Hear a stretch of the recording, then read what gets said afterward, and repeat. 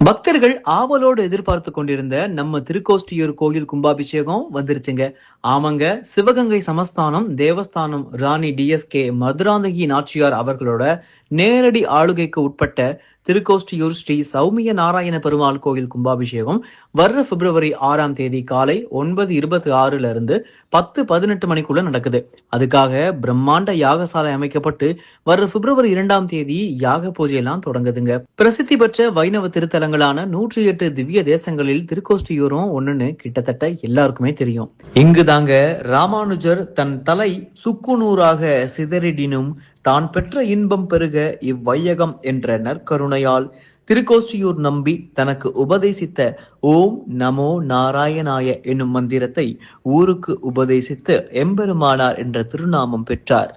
ரண்யகசிபு என்ற அரக்கனை அழிக்க மும்மூர்த்திகளும் கோஷ்டியாக அமர்ந்து ஆலோசித்த இடமே திருக்கோஷ்டியூர் என்று அழைக்கப்படுகிறது. இத்தல உற்சவர் சௌமிய நாராயண பெருமாள் வெள்ளியால் ஆனவர். இவர் தேவேந்திரனால் கதம்ப முனிவருக்கு அன்புடன் கொடுக்கப்பட்டவர். இத்திருக்கோவிலின் கருவறை விமானம் ஓம் நமோ நாராயணாய என்னும் அச்சாட்சர மந்திரத்தை கொண்டே நிர்மாணிக்கப்பட்டுள்ளது. இங்கு வீற்றிருந்து அருள்பாலிக்கும் ஸ்ரீ சௌமிய நாராயண பெருமாள், ஸ்ரீ திருமாமகள் நாச்சியார், ஸ்ரீ ஆண்டாள் சந்நிதிக்கும் ஸ்ரீ அஷ்டாங்க திவ்ய ஸ்வர்ண விமானத்திற்கும் மகா சம்ரோஷண வைபவம் என்னும் மகா கும்பாபிஷேகம் நடக்க உள்ளது. பக்த கோடி பெருமக்கள் அனைவரும் கும்பாபிஷேகத்தில் பங்கேற்று எல்லாம் வல்ல ஸ்ரீ சௌமிய நாராயண பெருமாள் அருளாசி பெற்று செல்லுமாறு அன்போடு அழைக்கப்படுகிறார்கள்.